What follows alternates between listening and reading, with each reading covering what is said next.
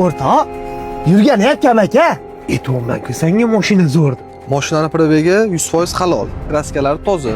Bemalol xohlagan ustiga borib tekshirtirib, kallam bilan javob beraman. Nima deysan o'rtoq? Aka kallam bilan javob beraman deyaptilar-ku. Olamiz. Shoshmay tur, hozir akamlar bilan men o'zim gaplashaman. Okey? Bir minutga ber qaror. Shu o'rtog'im boshqacha-da. Rosa men uchun jon kuydiradi. O'rtog'imni ko'rib turibsiz.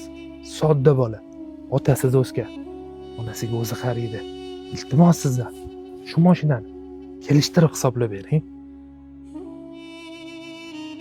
Bo'ldi, bo'lmasa men sizni tushundim. Aka, men $1000 mashina boshlang'ich to'lovi, bu yoqni xudo xohlasa, o'rtog'im aytgandek kun-kunda to'lab beraman. Pulni sanab olay aka. Ukam plyus to'g'ri $1000 ekan. Yaxshiligiga haydang mashinani. Rahmat aka. O'rtoq, rahmat senga ham. Yaxshiligingga qaytaring. Bo'pti, xo'p, kevering, uydaman. Alo. Alo. Labbe aka. Qattasan? Mahallada edim.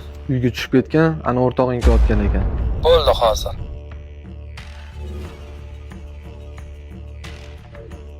Assalomu alaykum. Aka tuzimsiz.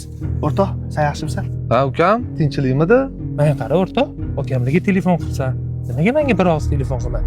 Tinchlikmidi o'zi? O'rtoq, qanaqa qilib telefon qilaman? Oldingda xijolatma.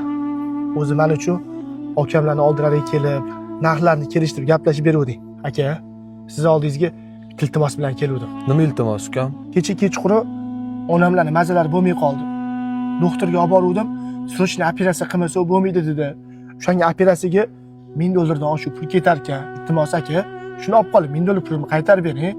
Onamlarga qaramasam bo'lmaydi-da. Onam doktordalading. Ha aka. Iltimos faqat o'rtog'im ham noto'g'ri tushunib qolmay, men uchun keluvdi-da siz oldingizga. Agar qo'lingizdan kelsa, shu $1000 ni qaytarib bering aka. Sizni to'g'ri tushundim. Bo'lmasam sizga pulni qaytarib bera qolaman. Alloh rozi bo'lsin sizdan. 7, 8, 9. Mana sizni plyus $900. Sizga $1000 beruvdim-ku.